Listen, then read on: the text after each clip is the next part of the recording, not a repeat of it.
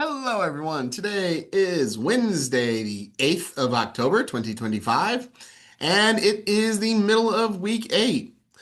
We are there, people. We are at your exam two. Do, do, do, do, do.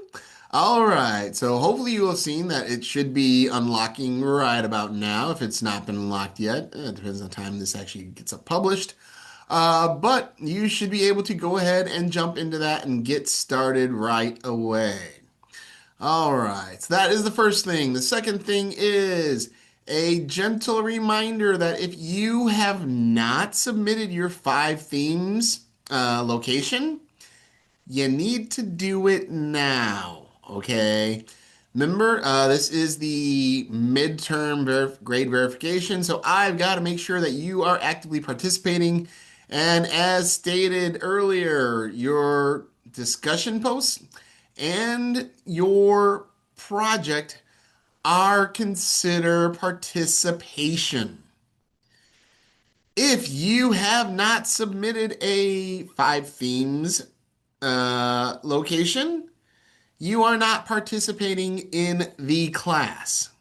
So unless there is a five themes submission in there, or you have made prior arrangements with me, or you're communicating with me currently, or we're in the works of getting things worked out for you, you must have it submitted in order to continue on with this course. Your project is a requirement. It is not an optional thing. It is a requirement. So you must make sure you have that submission into me now. You may have like another day or so before I make the final grade lock-in, but you must submit that to me as soon as it is possible. Okay, the final thing on our assignments for the week is your map quiz. Do not forget to get your map quiz in and done. All right, that's not too bad, folks, right? Not too bad, not too bad, not too bad. It's a good start. We're off to a good start there. Okay, a couple of other things that I'm going to bother you about. Since we are in the middle of our climate change unit, and my presentation might be a little bit dry. It might be a little bit spicier than normal, but it's still probably pretty dry. I did want to bring up some um, news of the day, I guess is the best way to put it. Things that I've seen just recently in the news realm to deal with this type of effort. So we're going to go ahead and make a quick share here.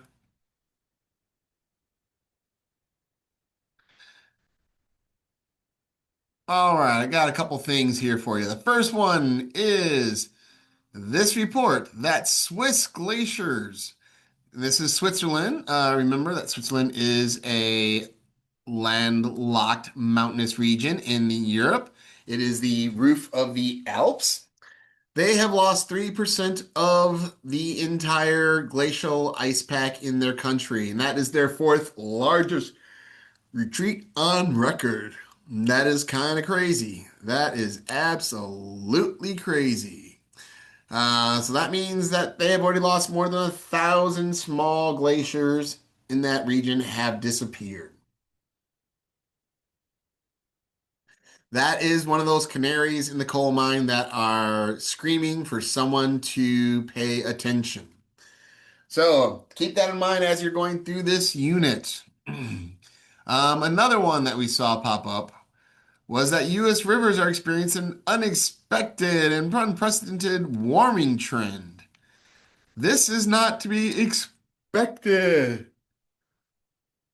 This was totally unexpected.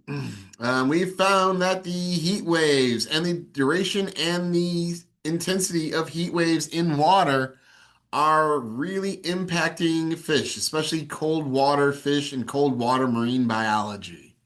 So again, that is one of those insane, crazy, crazy things. Hold on one sec. I got something else for you really quick. I got one more thing for you. One second.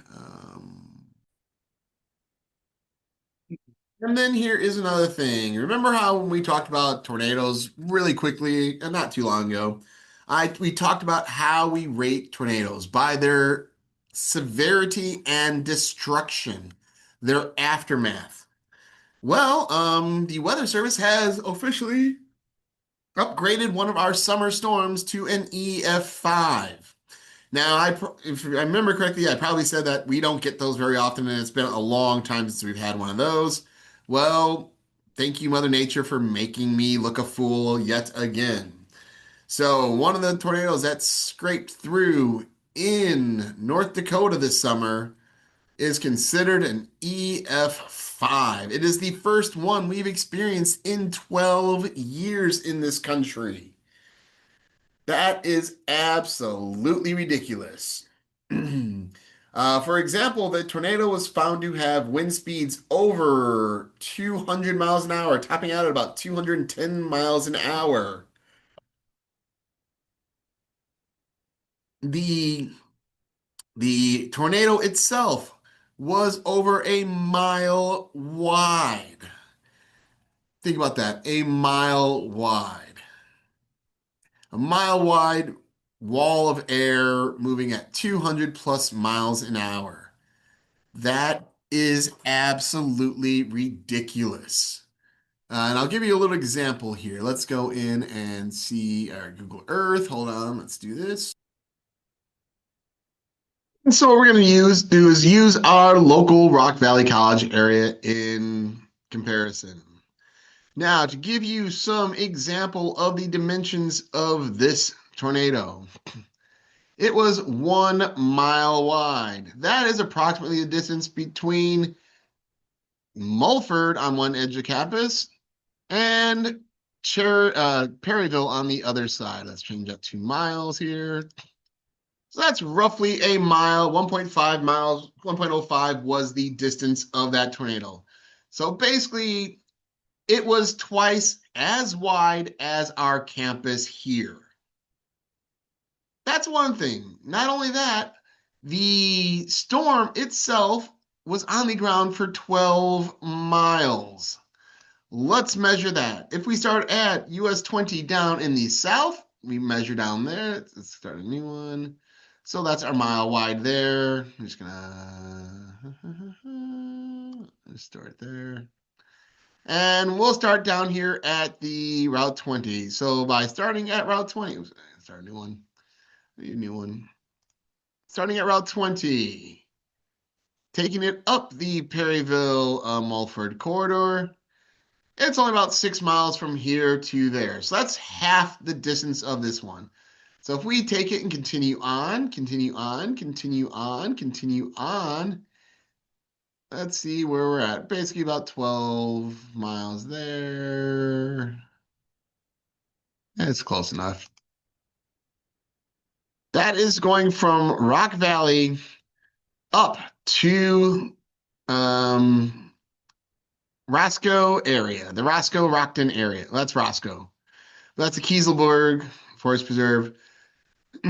Let's put this into perspective. Let's make a polygon here. So we're gonna go one here, one there, taking it all the way down here. Zoom down. Oh, sorry. Escape. Start that over. Go up a little. One there.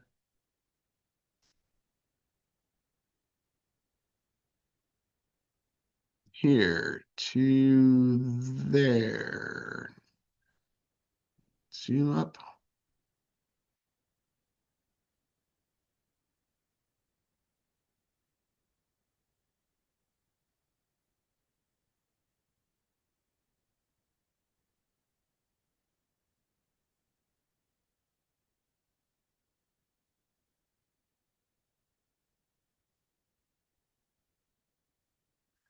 So that is roughly the path, the size and damage that path took.